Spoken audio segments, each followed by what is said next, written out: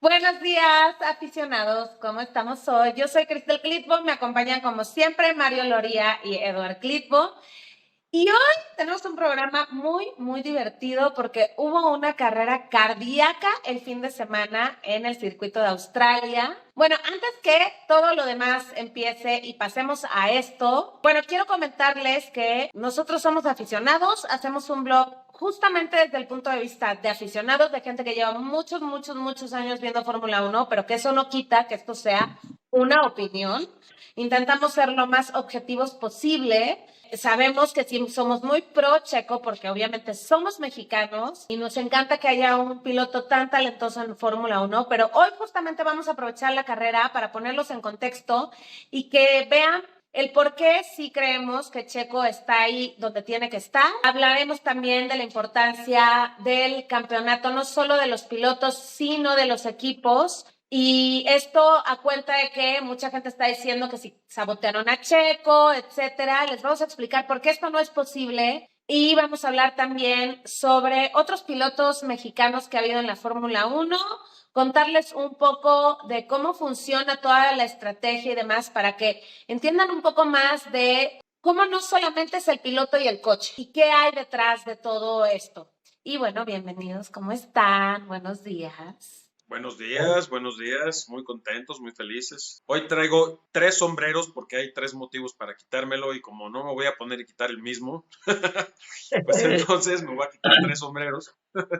Pero antes de pasar a ese tema, me gustaría darle la bienvenida al señor Edward Clitbo para que nos salude y entonces ya comenzamos. Hola, gracias. Yo soy Edward Clitbo y como decía Cristel, aficionado de muchos años. Tantos que llegué a ver a Pedro Rodríguez y a Jimmy Clark, imagínense ustedes ahí en la Ciudad de México.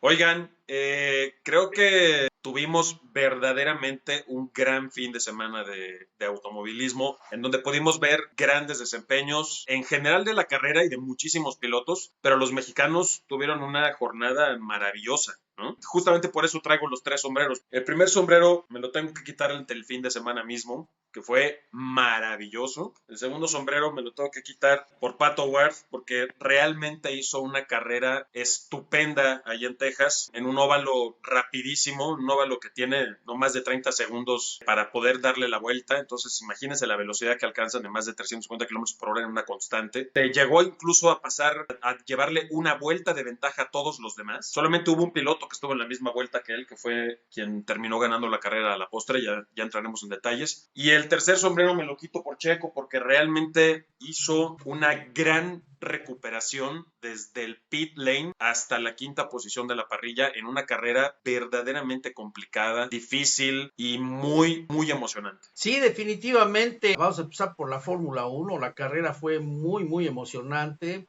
Yo sé que hay gente que no le gusta que hablemos de Checo, pero somos mexicanos y tenemos que hablar básicamente, obviamente vamos a inclinar siempre por los mexicanos y por los hispanos, porque también hablamos de un Alonso que fue igual, y Sainz, lo que le pasó, que luego veremos, para mi gusto estuvo mal lo que le pasó, pero sí, fue una carrera muy accidentada. La recuperación de Checo fue impecable.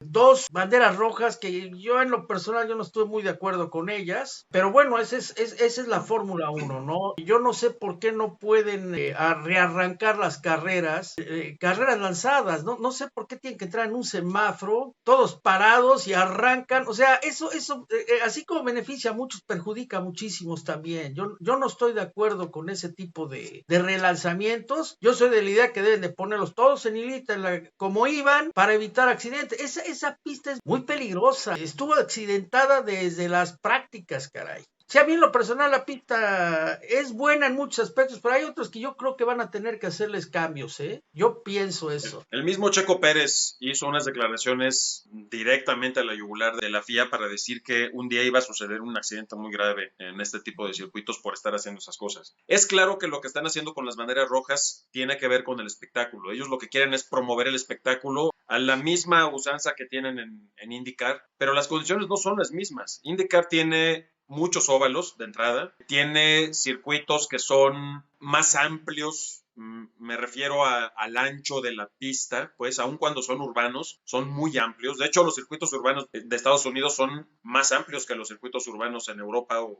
en Asia, ¿no? Entonces, son otras las condiciones, son otros coches, otros pilotos, es otra cosa. No pueden estar sembrando cosas artificialmente de una categoría a otra. Si lo que quieren es espectáculo, tendrían que sentarse realmente a una mesa y sesudamente ponerse a platicar qué es lo que hay que hacer con la categoría. Si lo que quieren es eso, está bien, se vale, pues es un espectáculo al final del día, ¿no? Pues es decir, es deporte, es espectáculo, es negocio, es todo junto en un solo deporte, pero coño, pues entonces que se sienten todos y que platiquen bien cómo deben de ser las cosas para poder hacerlo bien, ¿no? No estar sacando ocurrencias de la bolsa y poniéndolas en la pista un día porque se les ocurrió, ¿no? Pero aún así Bueno, en la Indy, por ejemplo, las carreras, cuando entran en bandera roja, entran todos a pits y desde pits ya van en filita. Sí. Y eso lo hacen por el peligro que representa el relanzar a coche parado. Es muy peligroso. O sea, yo siempre he discutido que el lanzamiento de carreras a coche parado son peligrosas. Hoy en día, afortunadamente, los pilotos tienen más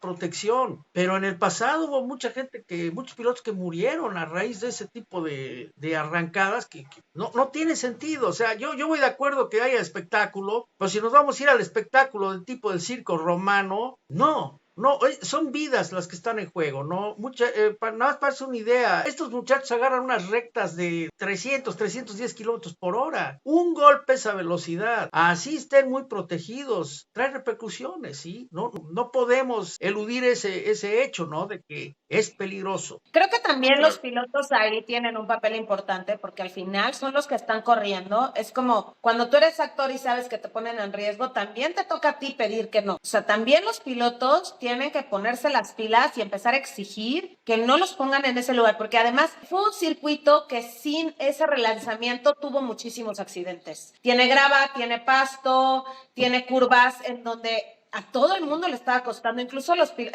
Max en algún punto tuvo un problema, ¿no? Con el coche que acabó saliéndose, pero al final te sales y no te sales a cualquier lado, ¿no? Entonces, obviamente, creo que ellos son los que están manejando, ellos están viendo las condiciones. Desde las prácticas hubo incidentes, la calificación también fue torpe. Entonces, ahí sí creo que les toca también, ellos son los que están en la pista, tendrían que empezar a exigir que haya cosas que de plano no. Porque además, ¿qué pasa?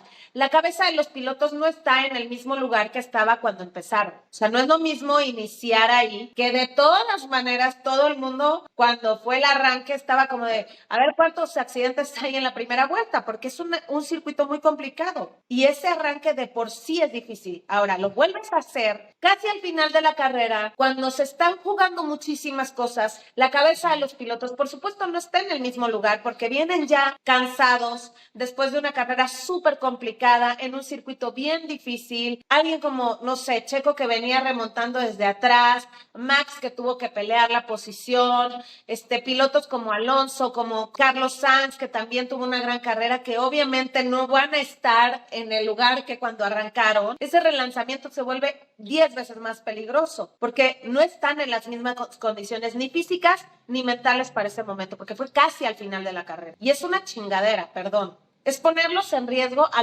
lo buey, porque al final, con el accidente que hubo después, ni siquiera tuvo sentido ese rearranque. Fue como, o sea, lo hicieron nada más, Claro. porque sí, no tuvo ningún sentido. ¿Por qué? Porque obviamente rearrancan, se van 4 coches, no 1, 2, o sea, 4 coches, tienen que volver a parar, tienen que volver a relanzar, o sea, que alguien me explique cuál es el sentido de eso que hicieron. Entonces sí creo que para los pilotos es importante que empiecen a exigir. Menos en un circuito como este, porque este es un circuito muy a la antigua. Es un circuito que tiene pocas escapatorias, que tiene mucho pasto y mucha grava. No tiene mucho espacio para cometer errores. Así eran todos los circuitos de la Fórmula 1 hasta incluso principios de los 2000, ¿no? Ya después empezaron a hacer los circuitos nuevos con más escapatorias, con más áreas asfaltadas fuera de la pista, o incluso muchos circuitos antiguos que fueron adaptando, como pasó en la curva de la parabólica en Monza o como pasó en la curva de la cuchara en Suzuka. Es decir, lo han hecho. Hay gente que ha estado en contra de esas modificaciones porque le quita la esencia de la precisión que tienen que tener los pilotos para manejar, pero al mismo tiempo también es por seguridad de los pilotos.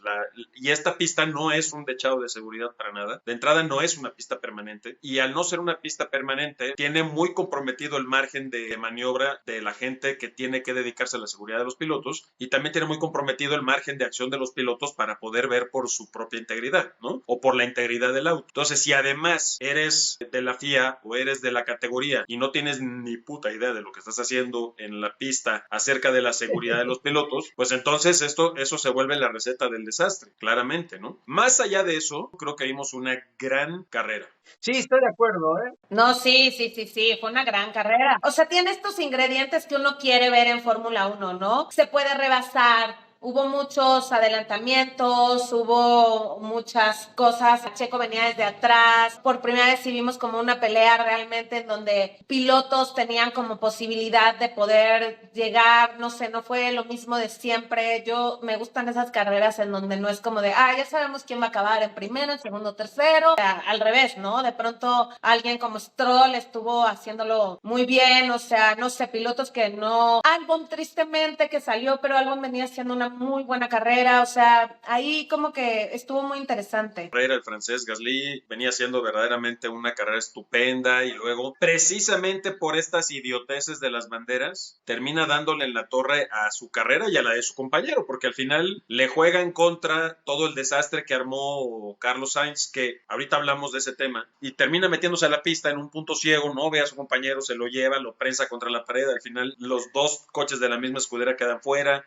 Checo que en el segundo relanzamiento, por no chocar con el coche de adelante, que creo que era el de Sainz, tuvo que salirse de la pista para volver a integrarse. Bueno, fue de veras, y todo eso lo causaron los comisarios. Claro. Nadie más. Sí, no, es lo que yo digo, esos tipos de relanzamientos a coche parado a mí no me gustan. Es injusto porque Checo, para empezar, ya había hecho una remontada hasta el séptimo lugar. Se fue hasta el séptimo. En la primera relanzada, si ustedes se acuerdan, Checo subió hasta el lugar 12. Relanzan y se baja hasta el 14. O sea, todo lo que ya había adelantado va para atrás de nuevo. En la segunda relanzada, Checo, ¡pum!, cae hasta el 10º lugar, casi fuera de los puntos. Dices, caray, no es posible. O sea, Tsunoda acababa, y creo que en la segunda relanzada, en tercero. O sea, era podio. Tercero, cuarto, ya ni me acuerdo. Hablando de las partidas desde cero en la parrilla, que ahora tuvimos mucho chance de observar varios detalles porque se hizo muchas veces, ¿no les llamó la atención que los Red Bull tienen problemas para salir? No es Checo, sino es el coche. Max Verstappen salió pésimo en todas las ocasiones. Yo creo que el auto está teniendo un problema de gestión de salida. No sé si tenga que ver con el software, no sé si tenga que ver con que el procedimiento de salida es complicado, porque hay que decir que cada coche hay un embrague. El embrague solamente se utiliza para la salida, nada más. El resto de los cambios son cajas semiautomáticas. Pero todos los coches tienen un procedimiento de salida diferente, de acuerdo al mapa motor, de acuerdo a varias cosas que no tiene caso ahorita explicar. Pero me llama mucho la atención que Red Bull no salga bien y que les esté pasando, ya van 3 carreras y en las 3 carreras le ha sucedido a alguno de los 2 pilotos. Honestamente, yo siempre he pensado que Checo no es el mejor para salir. Sé que es algo que o sea, sé que no es verdad, es como una visión sesgada de algunas veces que no ha podido salir y como que yo me quedé con esa idea de Checo siempre sale mal, pero en esta última carrera es verdad que al que le costó más fue a Max, más que a Checo incluso. Entonces, también me hace pensar que probablemente sí sea el coche. Russell y Hamilton lo pasaron en la salida. Yo estaba pensando que pudiera ser un problema de mapeo, ¿sí? En el software. De hecho, hablando de mapeo, es una de las cosas de las que se habló, que tenía los problemas Checo Pérez. Si se acuerdan de las primeras prácticas, la práctica 1 y 2, estaba impecable. Checo dijo, tengo el carro maravilloso, y de repente al día siguiente en la práctica 3, pues como que siempre no. Entonces hay algo de mapeo hubo ahí, pero también algo pasó. Y después en la carrera le pasó también a Max. Sí. En la misma curva, el coche seguía Igual. empujando cuando ellos ya le habían dado la orden de bajar revoluciones. Y eso soltó por ahí el rumor de que iban a tener que trabajar muy de cerca con Honda para poder ver si había que cambiar el software, si había que corregirlo. A Checo incluso hasta le cambiaron la computadora del coche, como le dicen los españoles, la centralita. Me gustaría justo que platicáramos de esto, o sea, que nos explicaran bien, porque muchísima gente no entiende, o sea, he leído muchísimos comentarios que tienen que ver con por qué Checo tenía un muy mal coche en la quali, pero después en la carrera no. Como que nadie alcanza a ver cómo funciona esto, cómo es la velocidad en la que trabajan, cuáles son las cosas que se pueden corregir desde la calificación hasta la carrera o de las prácticas a la carrera, porque claro, si la gente de pronto lleva poco viendo Fórmula 1 y ve que un día anterior el coche simplemente no daba la vuelta, o sea, porque eso era lo que parecía que estaba sucediendo, y al otro día está perfecto, entonces es como, entonces Checo es un pendejo. Entonces, ¿qué es lo que pasa con los coches? ¿Qué estaba pasando específicamente? Yo siento que el problema no es sabotaje, para los que crean que es sabotaje, no. De hecho, el dinero está, el dinero fuerte está precisamente en el equipo que gane el Campeonato Mundial de Marcas. Ahí está el dinero. No es sabotaje. Segundo lugar, tenemos que ver que antes decíamos los fierros no tienen palabra de honor, ahora hay que agregarle los fierros y la electrónica no tienen palabra de honor, ¿no? ¿Cuántas veces estamos trabajando en nuestra computadora, como dicen los españoles, los ordenadores? Y de repente no está funcionando bien, tienes que darle un reset y es igual, funciona igual en el automóvil. En segundo lugar, yo creo que aquí también no está ayudando Helmut Marko. Helmut Marko, en lugar de quedarse callado, ver qué está pasando, empezó a opinar que si fue un error de Checo. Y Horner salió diciendo que iban a revisarlo porque había algún pequeño problema de mapeo. Entonces, Helmut Marko no ayuda por un lado y por el otro lado, sí existen veces que los coches fallan por electrónica. Tenemos que recordar, contrario a alguien que antes que cualquier mecánico se podía meter y arreglar un motor, hoy en día utilizan scanners. El escáner es una computadora que se meten al coche y pueden investigar qué es lo que el coche tiene. De hecho, mi cuñado Luis tiene un escáner que ese escáner es un escáner de $25,000. Imagínense ustedes el escáner que usa la Fórmula 1. Y eso es para escanear las fallas. Es más, si vemos el número de partes que tiene un coche, las que se lleva el primer lugar son los sensores. Y esos son los que dicen cuál es el problema del coche. Entonces, si una computadora llega a fallar o llega a hacer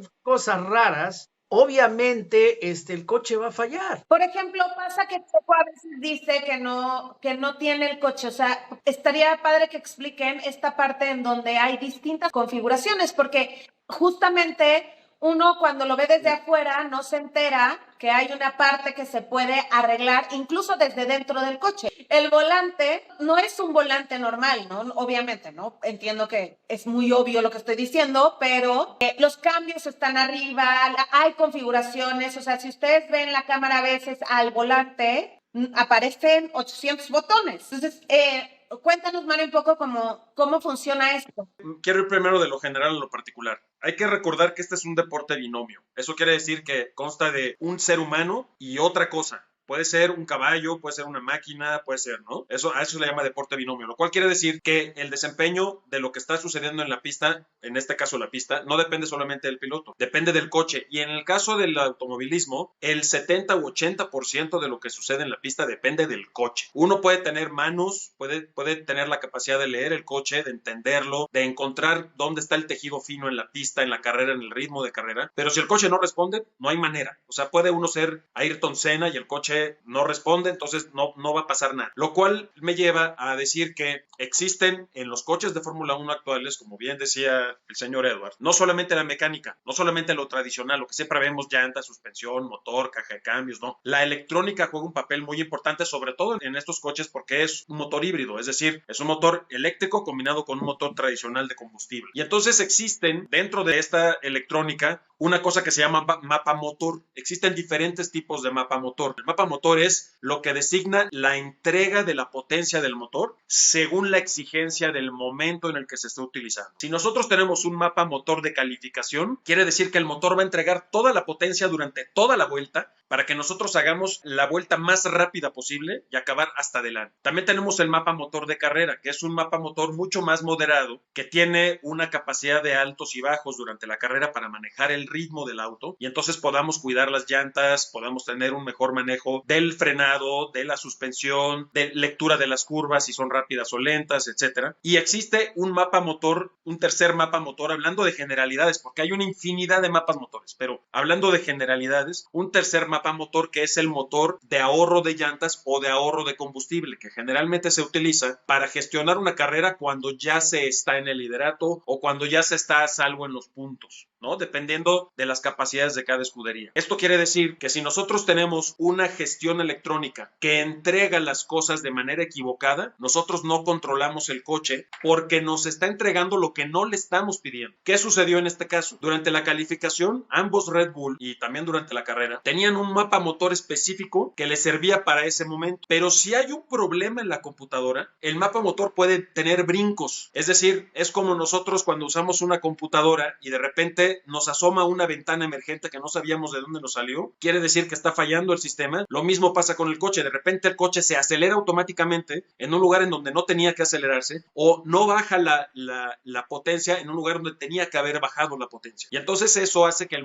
el piloto se descontrole porque no está esperando ese comportamiento. Por lo tanto, no toma la precaución de tomar la curva de una manera diferente porque no sabe que eso es lo que va a pasar. Entonces no depende del piloto, tampoco depende de la escudería. Ya si hablamos de la telemetría, hay cosas que el piloto desde el volante puede manejar, como seleccionar el mapa motor precisamente, o como seleccionar la potencia de frenado o el balance de frenado, si adelante o atrás, etcétera. Hay cosas que el piloto puede manejar. Lo otro se maneja desde el box. Se determina qué características tiene cada mapa motor dependiendo de la pista, porque todos cambian de acuerdo a la pista a la que vamos, son diferentes completamente. Pero cuando nada de eso funciona, eso quiere decir que el problema viene de la fábrica. Y en este caso, parece ser, según las declaraciones de la misma gente de la escudería, que el problema viene de la fábrica de Honda, porque los fabricantes de los motores también son los encargados de fabricar toda la gestión electrónica para ese motor, porque cada motor tiene una gestión electrónica específica. Yo no le puedo poner la electrónica del Honda al Mercedes, por ejemplo. La de Honda es de Honda, la de Mercedes es de Mercedes, la de Ferrari es de Ferrari, la de Renault es de Renault. En este caso, lo que falló se escapa de las manos de los pilotos, de los mecánicos y de los ingenieros de carrera de la escudería. Todo está tan conectado que desde boxes hay muchas cosas que se pueden ver. Como que de pronto la gente pensaría que es como si el piloto viniera solo. No, hay todo un equipo con toda una telemetría leyendo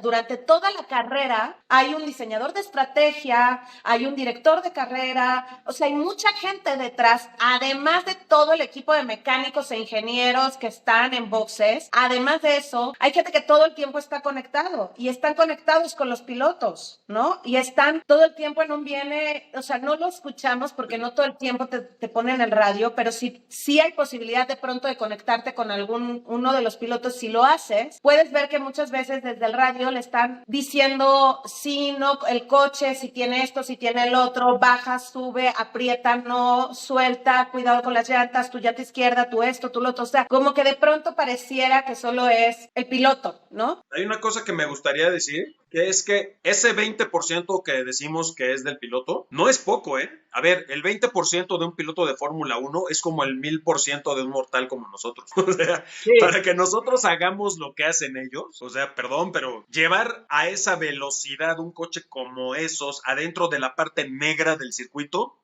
no cualquiera hace eso. Pero para darles una idea, en la época de Schumacher, ¿sí? Si ustedes recuerdan, la telemetría fue limitada. Ahora fue limitada, esta está limitada respecto a esos coches. De hecho, en aquella época, si ustedes recuerdan, creo que no estaban muy chiquitos, pero en esa época, desde pits, arrancaban los coches apretando un botón en la computadora y salía el carro hecho rápido. Inclusive en esa época se llegó a decir que los coches se podían manejar sin pilotos desde los pits. Entonces entró un reglamento donde empezó a limitar toda la telemetría. Ahora ya tienes a los pilotos que arrancan ellos, tienen atrás del volante un clutch o un embrague que lo sueltan, pero antes no era así. Por eso yo siempre dije que muchas veces las estadísticas engañan. Si tú ves estadísticamente hablando, los mejores pilotos de todos los tiempos, pues son obviamente un Schumacher y y un Hamilton. Pero si ustedes van atrás y ven cómo se manejaban los carros en la época de Senna, ahí es donde dices, no, pues ahí sí eran manos. No era conducción, era lucha. Estaban ahí todo el tiempo luchando con el auto. Sí, no tenía nada que Hertz Device ni nada de eso. O sea, era una cosa impresionante. Todo esto nos lleva a algo que estaba mencionando Cristel hace un momento. Eso nos contextualiza para saber realmente hasta dónde se puede interpretar como aficionado que están boicoteando o no a alguien. Partiendo primero de una cosa. Un equipo, desde boxes o desde pits, no puede boicotear en plena carrera a un piloto. Eso no puede suceder, porque todo eso ya está cargado en el coche y es el piloto el que maneja el auto. 1. 2. La electrónica, como la conocemos hoy en día, como manejamos la tecnología hoy en día, es menos confiable que la mecánica. Por lo tanto, si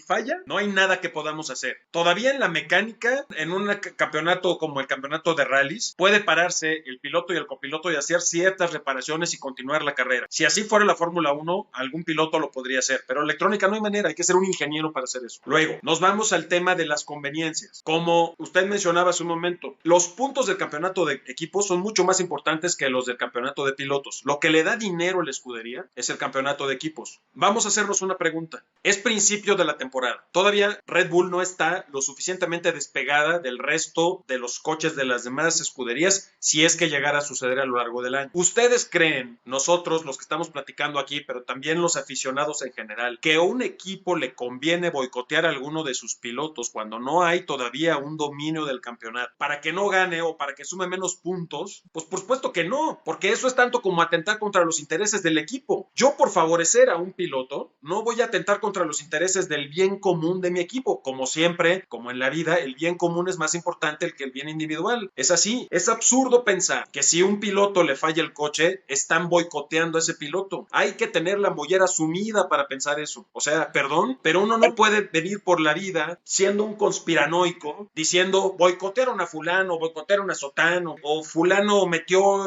su cuchara y entonces tiene mucho poder. Y pues no, perdón, pero seamos serios. Hay que entender todo el contexto y saber qué es más importante. Claro, Checo está ahí por eso.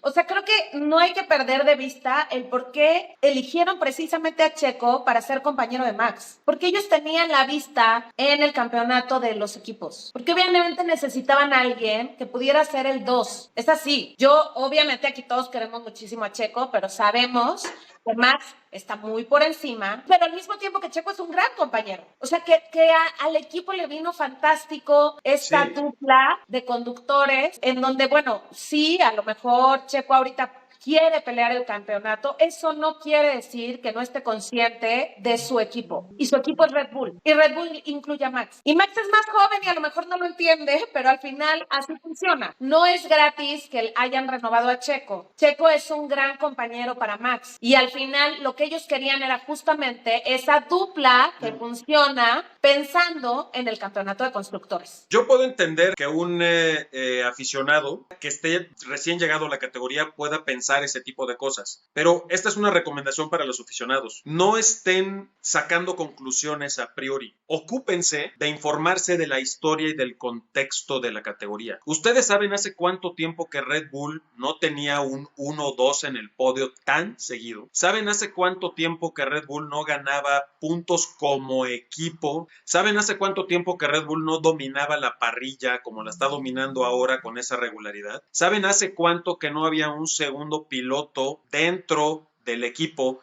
que le diera consistencia a la suma de puntos, al ritmo de carrera, que entendiera el coche? ¿Saben hace cuánto que no había un dominio de conductores tan sólido dentro de la Fórmula 1? ¿No lo saben? Pues investíguenlo, porque nosotros se lo podemos decir en alguno de los programas. Probablemente hablemos de eso en cualquiera de los 3 programas que nos faltan antes de la siguiente carrera. Pero, por amor de Dios, coño, o de Buda o de lo que crean, no saquen conclusiones, no estén diciendo tonterías, por decir una palabra decente, sin informarse, porque ese es el vicio de toda la gente, no solamente en este deporte. Vemos un encabezado en el periódico, pensamos que esa es la nota. Leemos un párrafo en una nota periodística y pensamos que de eso se trata o eso es lo que están queriendo decir. Como yo lo veo, hay un gran problema también. Yo he visto muchos podcasts muy serios, muy buenos, de gente muy seria, que da opiniones muy certeras, Pero hay muchos podcasts también que hablan una zampa de tonterías. Y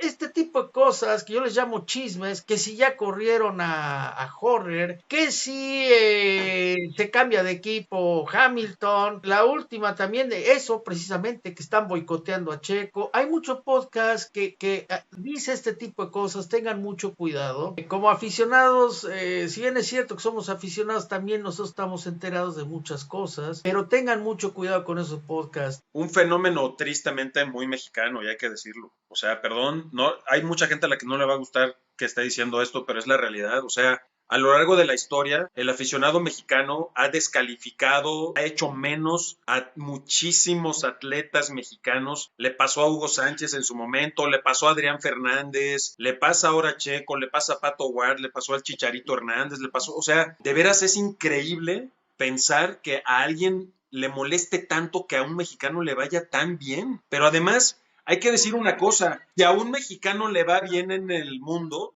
Pasa en todo, pasa en el cine, pasa, o sea, no solamente es en el deporte, tristemente. Si a una mexicana, o sea, si a Yalitza Aparicio la nominan al Oscar, todo el mundo le tira. Todo el mundo. Hay una cosa que hay que entender, si a un mexicano, en el contexto que sea, le va bien en el mundo, le cuesta mucho más trabajo que a otra gente de otros países. A ver, hay que contextualizar una cosa. Sergio Pérez está en la mejor escudería de automovilismo, no solo de la Fórmula 1, del mundo. La dimensión que eso tiene, hay que entenderla. No estamos hablando de una categoría pedorra de media tabla, no. Son los coches más difíciles de manejar del planeta, en la competencia más difícil del planeta, en la mejor escudería del planeta, con los autos más rápidos del planeta, con el coequipero más chingón del planeta. Pero esa es una cuestión de educación, te voy a ser honesto. Estábamos platicando, mi cuñado y yo, una vez recibimos un cliente en el taller, una cliente, y empezamos a hablar en español porque su inglés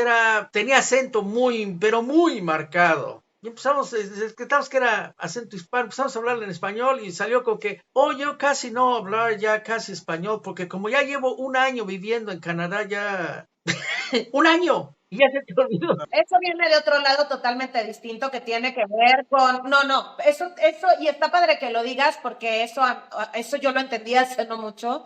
Eso tiene que ver con que como toda la vida nos han dicho que el 85% de los que somos en este país, que somos morenos, no tenemos el color correcto, todo lo que nos aleje de nuestras raíces... por eso México es un país racista por asimilación, porque uno se va blanqueando. Y parte de blanquearse para poder pertenecer, para socialmente subir, para poder tener un mejor puesto, parte de blanquearse tiene que ver con alejarse de la raíz. Por eso muchísima gente que se va a Estados Unidos o a Canadá o hasta España, empiezan a hablar solo en inglés, no quieren que sus hijos aprendan español, pero eso tiene un porqué muy, muy rudo, muy pinche, que tiene que ver con intentar blanquearnos para poder ascender socialmente, porque lo blanco en México es a lo que se aspira. Entonces, claro, es tristísimo ver una mexicana que no quiere hablar español, pero obviamente de donde viene es terrible. Y obviamente yo creo que también está ligado a lo que estamos platicando, que es que nos da mucho coraje que a los mexicanos les vaya bien. Hay un tema ahí atrás de idiosincrasia, de racismo, obviamente. Exacto. La envidia como ingrediente permanente de la relación entre los seres humanos en nuestro país, desafortunadamente. Está muy bien que hablemos del tema, qué bueno que lo estamos hablando. Me gustaría que regresáramos al automovilismo porque es de lo que se trata en nuestro blog, pero sí está muy bien que hayamos hablado de todo esto porque sí es importante hacer conciencia en que si nosotros no apoyamos a los nuestros, pues nadie más los va a apoyar. Es un planeta en el que todo está dominado por ciertos países, ciertas etnias, cierto poder económico establecido por gente muy determinada y que no le da oportunidad a otra gente de países que ellos menosprecian o que sienten que son menos de salir adelante. Y cuando estas personas lo logran, sienten ellos que son unos advenedizos, cuando en realidad es todo lo contrario, les cuesta mucho más trabajo que a otras personas de otras nacionalidades. O sea, muchos latinoamericanos, especialmente de Venezuela, de Perú, hablando pestes de Checo y es como... Somos latinoamericanos, somos hermanos, no somos hermanos. Sí está padre, a mí me da mucho gusto cuando un atleta de donde sea latinoamericano le va bien. Pero ¿saben qué es lo más padre? Que hay inclusive podcast que a mí me encanta, de España, que apoyan mucho a Checo. De hecho, Sí. yo, por ejemplo, yo apoyo mucho a Checo, a Alonso y a Sainz, porque hasta Claro. cierto punto esos tres nos representan. Sí, son los pilotos con los que nos identificamos mucho porque tenemos muchas cosas afín, ¿no? Y Y a ellos mí se me dan cuenta, encanta. entre ellos han cerrado fila también, ¿eh? Ah, claro. Claro. Entre Checo, Sí. Carlos y Fernando han cerrado filas. Qué bueno que mencionan. Hablemos un poco de lo que pasó. Uno, me gustaría que hablemos de las 3 carreras son 3 premios, ya, son 3, ¿verdad? Sí. Que se ha aventado Sí. Alonso, en donde ha tenido una consistencia impresionante y con mucha paciencia. Y bueno, yo pienso que ahí va, y que va a ser este piloto que se va a seguir así, con tanta experiencia que después del incidente que tiene, se puede dar cuenta que el coche está bien sin siquiera tener que recurrir a boxes. Oye, tan confiable y tan fuerte es ese coche que después de ese cerrón que le dieron y que fue a dar contra la pared, le preguntan, oye, está, sí, hombre, el coche está muy bien, nada más pon atención a lo siguiente porque tiene que regresarnos al lugar que nos corresponde y no sé qué. Y el tipo estaba en otro, o sea, el tipo está en la carrera, o sea, no está en el coche nada más. Este hombre tiene una capacidad de salirse de su coche y ver las cosas desde arriba. O sea, de veras es impresionante. Alonso es un fuera de serie, es inteligentísimo ese brother, inteligentísimo. Se llama colmillo. Por ¿Sí? supuesto, pero a ver, cuando uno ve gente tan inteligente como él, Hamilton es inteligente, él también tiene esa capacidad de salirse del auto y ver desde arriba la carrera y decir, no, a ver, hay que arreglar esto y hay que con una serenidad a 340 kilómetros por hora que dices, no, maestro, o sea, perdón, pero Hamilton es alguien que tiene esta capacidad cañona de aparte de sentir el coche. A mí lo que me impresiona es que tengan esta capacidad de sentir el coche y saber con certeza, sin que todavía les digan que el coche está bien. O sea, sí. yo siempre, órale, este hombre, lo que es ya llevar tantos años y justo tener como la inteligencia suficiente como para poder ver más allá de lo que te está pasando en el momento, ¿no? O sea, está cañón. ¿Cómo vieron lo de Carlos? Ahí te va mi opinión. Yo siento que sí. Sí, el reglamento indica que sí, le cerró el espacio y se tiene que aplicar. Hasta ahí todo perfecto. Pero, la carrera no arrancó. O sea, ¿cómo le aplicas una sanción cuando esa vuelta fue suspendida? Esa vuelta la suspendieron, la tuvieron que arrancar. Pero además, si quieres tener consistencia, Stroll le hizo lo mismo al Principito Leclerc. Exactamente igual. En la misma curva, de hecho. Entonces, si le das a uno, pues dale al otro. Pero uno fue en carrera, ojo, Sainz no fue en ¿Sí carrera. creen que hubo una responsabilidad de Carlos en lo que pasó? Para mí fue un incidente de carrera, Yo no lo vi porque, exacto, que obviamente si eso hubiera sucedido en una carrera en un momento normal y a lo mejor él sí le hubiera, pero fue como una consecuencia más bien de todo lo demás que estaba sucediendo. Por lo tanto, para mí no aplicaba. O sea, si a mí me preguntan, sí, el reglamento, bla, bla, bla, pero el reglamento también tienes que tener cierto criterio. Y eso tienes que, o sea, a ver, no puede ser que no puedas ver todo lo que está pasando alrededor. Entonces, para mí, no. Tache. Lo que O pasa sea, es que no fue declarada carrera. La carrera se rearrancó. sí, no. Yo vi la repetición de ese pedazo de la carrera, de ese incidente. Para nosotros, los mortales que tenemos reflejos normales y manejamos a una velocidad normal, a veces, vemos un pedazo de carrera en donde sucede ese accidente y dices, coño, pues no me da ni tiempo de frenar, ¿no? No estoy empujando al de adelante, no me dio tiempo, o sea, todo pasó tan rápido delante de mí que cómo no voy a terminar empujando al coche de adelante, en este caso el de Alonso. Que no se nos olvide que estos señores tienen un entrenamiento que les permite reaccionar en milésimas de segundo mucho más rápido que nosotros. Y ahí es donde a mí me surge la duda de si realmente fue a propósito o no fue a propósito lo que pasó con Carlos. Porque es muy fácil dejar ir el coche así como si no, como que no quiere la cosa, voy a darle un lleguecito, ¿no? Me da esa impresión. A ver, el reglamento es el reglamento. Sí, pero vuelvo a lo mismo. ¿Sí? Si vas a aplicar reglamento, aplícalo en los dos incidentes. Número uno. Número dos, no hubo una rearrancada. Motivo por el cual pusieron a todos los coches en la posición en la que arrancaron anteriormente. En la posición en la que iban. O sea, no hubo carrera. Entonces, ¿para qué le das una penalización si no hubo carrera? Son cosas que uno no capta, ¿no? Y de ahí Sí. quisiera ligarle un poquito al reglamento, si me lo permiten, de Verstappen, que si estaba muy adelantado. Sí. ¿Verdad? Bueno, También estuvo esa parte. Uf. quiero aclarar que él estuvo bien, no tuvo problemas. En el artículo 48, inciso C, dice que mientras esté en el cuadro y esté tocando una de las rayas, está bien. Sí. Perfecto, yo lo veo perfecto. La única pregunta es, ¿para qué pintan una raya al lado amarilla? Se supone que es donde indica dónde está la rueda, pero bueno, Sí. estuvo en reglamento. O sea, aquellos que están, no, es que a ver, está pendiente de descalificar. No, no, no, no, no, no. Y además, complementando con su comentario, para complementar su comentario, hay unos sensores en cada box. En cada espacio, en cada recuadro de los coches donde se acomodan antes de la partida, hay un sensor que se comunica con otro sensor que está en el automóvil. Eso hace que si el coche realmente está fuera del recuadro, el sensor le avisa a los comisarios que está fuera del recuadro. Entonces no hay margen de error y de interpretación ahí. No es lo que vieron tus ojos nada más. Es lo que Exacto. sucede en el sensor. Si está fuera de lugar, está fuera de lugar. Y la electrónica, así como puede no ser confiable en el funcionamiento permanente de un coche, no hay nada más preciso que la electrónica. Entonces, Exacto. la nariz se salía, pero las llantas estaban donde tenían que estar. Que es todo lo contrario a lo que pasó con Alonso en la carrera anterior. Las llantas no estaban en donde tenían que No, estar y por eso fue la sanción. Y hay un sensor que lo dice. O sea, no es que lo vio fulano, lo vio sotano, interpreté tal o interpreté cual. No, hay un sensor que te lo dice. ¿Por qué no profundizamos, si les parece, un poco en la carrera de Checo? Porque no hemos hablado realmente de la carrera que hizo Checo Pérez. Checo es precisamente lo que yo quería tocar. Una remontada maravillosa, maravillosa. O sea, yo inclusive cuando me dijeron, no, ya va a arrancar,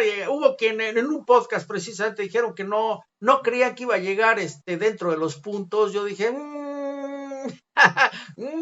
pero no sé si se dieron cuenta en el tablero de Checo, ahí estaba la Virgen de Guadalupe, porque también es que realmente Checo remontó maravilloso, también la fortuna le ayudó muchísimo, porque, por ejemplo, él subió hasta séptimo lugar, pero después resulta que viene una rearrancada y ¡pum! Se vuelve un despelote todo, ¡mum! Y sube de lugar. Pero después descalifican a Sainz, sube de lugar. O sea, no voy a decir de menos la remontada a Checo, porque Checo tiene fama de remontar muy bien. Es más, hubo una carrera que de último lugar la ganó. De estar al final, bum, bum, bum, bum, bum, bum. Pero lo más increíble, las remontadas de Checo fueron en curva. Sí, todos los rebases. Todos los rebases fueron en curva, Todos que los ese es lo rebases. más increíble, porque eso demuestra, como dijimos hace, sí es bien cierto, la mecánica y los pits y los sensores tienen una importancia altísima en los coches. En este caso fueron manos, Sí. fueron manitas. Y para aquellos que Eso, hablan mal de Checo, esa es una muestra de que es un pilotazo. Me emocionó muchísimo porque tanto Russell como Alonso, como Max, todos dijeron que no creían que iba a estar ni siquiera entre los 10 primeros y de pronto es como, sí, la fortuna le ayudó, pero quedó en quinto. ¡Ja! Jódanse.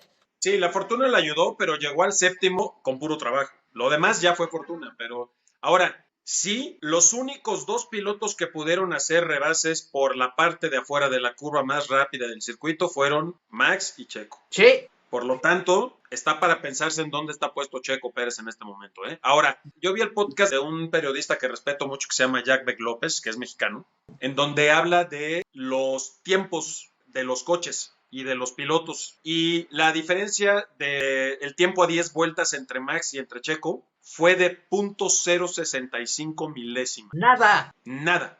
nada. La vuelta rápida fue de Checo, que no se nos olvide. Así que esto nos dice en dónde está puesto Checo Pérez en este momento. Lleva 3 carreras en un nivel superlativo. O sea, a ver, quiero contextualizar y repito, no estoy diciendo que ese sea el nivel natural de Checo, lo cual le da más mérito. Estoy diciendo que Checo en este momento está en un estado de gracia. O sea, el tipo realmente está rindiendo al nivel de los 3 mejores pilotos de la parrilla. Porque ahí están los números, no porque lo digo yo. Es importante aclarar que sí, bueno, como que un poco pareciera que cuando decimos esto pensamos que Checo es el mejor piloto. No, a ver, o sea, Max es el mejor piloto, fin.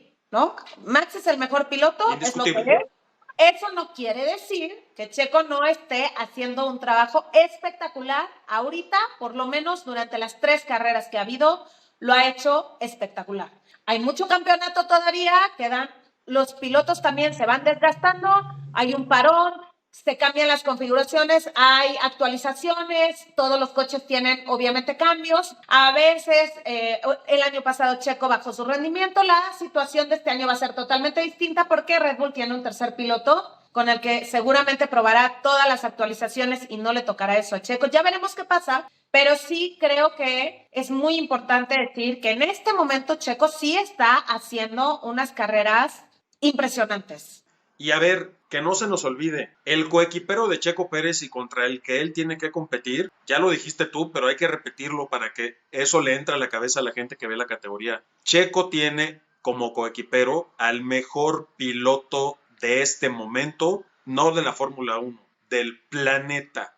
Y para poder competir con ese parámetro, de veras hay que tener la cabeza muy bien amueblada. O sea, que no te aplaste ese rendimiento, que no te aplaste la preferencia del equipo, que no te aplasten los comentarios de la prensa internacional, que no te aplaste los comentarios adversos de tu propia gente, que todo eso suceda a tu alrededor y tú sigas rindiendo a .65 milésimas del mejor piloto del mundo, coño. Y Sí. ahí están, insisto, ahí están las cifras, ahí están los números, ahí están las estadísticas. No es lo que a nosotros se nos ocurre decir, ahí están las pruebas. Yo les recomiendo el canal de Jack Beck, véanlo, porque de veras tiene unas cosas muy interesantes en ese sentido. Si ya se quieren clavar a cosas más de tejido fino y cifras y cosas estadísticas y tal, hay una información que él da que verdaderamente contextualiza lo que estamos diciendo nosotros, que, híjole, me parece, o sea, no hay para dónde discutirle. Entonces yo creo que la gente tendría que poner más atención en lo que sucede en la categoría, en lugar de estar diciendo tonterías. Pues yo me encantó, Checo Pérez, impresionante,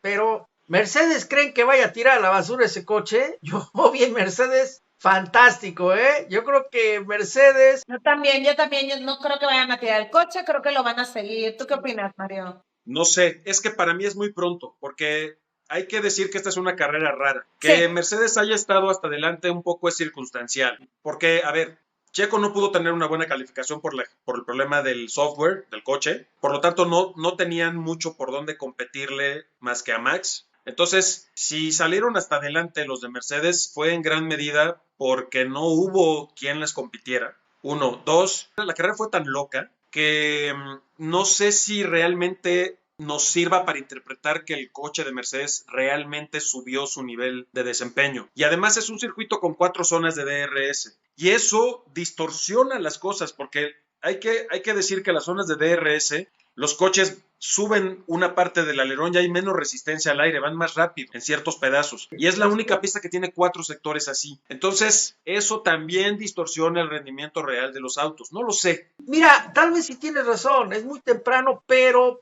ya desde la carrera pasada empezaron a mostrar que van por buen camino. Ahora bien, hay un parón de un mes. Casi. Tienen mucho que hacer. Ojo, y aclaro, otro equipo que va a aprovechar este parón va a ser también Aston Martin. Y el otro, Red Bull no se va a quedar con los brazos cruzados, se los aseguro. Hay que poner atención en Alpine, ¿eh? Alpine ahí va, porque Alpine, por ejemplo, llegó a tercer lugar y de hecho Checo empezó a acercarse, hasta que vino ese choque que me dio mucho coraje. Sí, pero le costó un montón rebasar a Ocon, ¿eh? No estuvo nada, le costó un montón, o sea, fue así como que pasó y de repente con Ocon fue como se acercaba y no llegaba, o sea, yo sí creo que Alpine va a ser ahí va a estar interesante. Tuvo que rebasarlo al límite en una curva. Gracias a esto, solo llegó al 7º lugar. O sea, le costó un montón poderlo pasar, no estuvo nada. Y yo sé que Ocon además es un piloto bastante... Pero con todo y eso, es verdad que estaba a .5, no llegaba.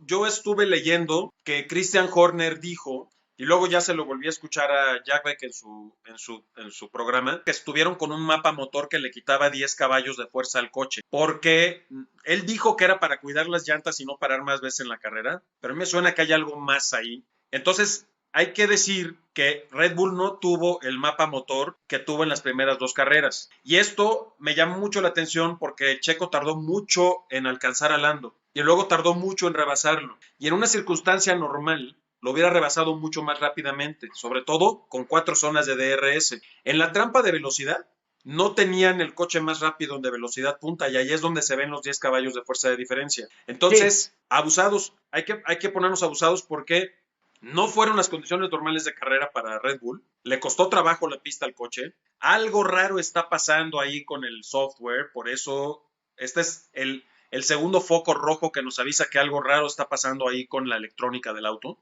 Porque no es normal que te avientes una carrera con 10 caballos menos de fuerza a propósito. Hay que ver qué pasa ahora que regresemos del parón, a ver qué sucede. Hemos llegado al final de este episodio. Esperemos que haya servido justamente como para entender un poco más de dónde vienen todos los comentarios, tanto de un lado del otro, también de la gente que sí está muy empapada de la categoría, de los expertos, etcétera. Y bueno, vamos a tener un parón, vamos a platicar muchas cosas, vamos a hablar sobre otros pilotos mexicanos, sobre otros circuitos, otras categorías que también nos interesan y nos gustan. Nos vemos la semana que viene. Yo soy Cristel Clitbo. Suscríbanse a nuestro canal, búsquenos también en Spotify, dennos like, compártanos y sobre todo comenten si algo tienen que decir sobre lo que estamos haciendo. Y si tienen dudas, preguntas, cualquier cosa de la que ustedes quieran que hablemos durante los programas, por favor comenten, compártanlo con la gente que crean que le puede interesar, denos like y suscríbanse. Lo repito y lo repito porque es muy importante para nosotros que ustedes realmente estén involucrados con nuestro canal. Lo importante es lo que ustedes opinen, ¿sí? Queremos sus opiniones, queremos comentarios, su like, suscripciones y recomendaciones. Un abrazo, que Dios los bendiga a todos donde quiera que estén. ¡Vámonos! Adiós. Bye.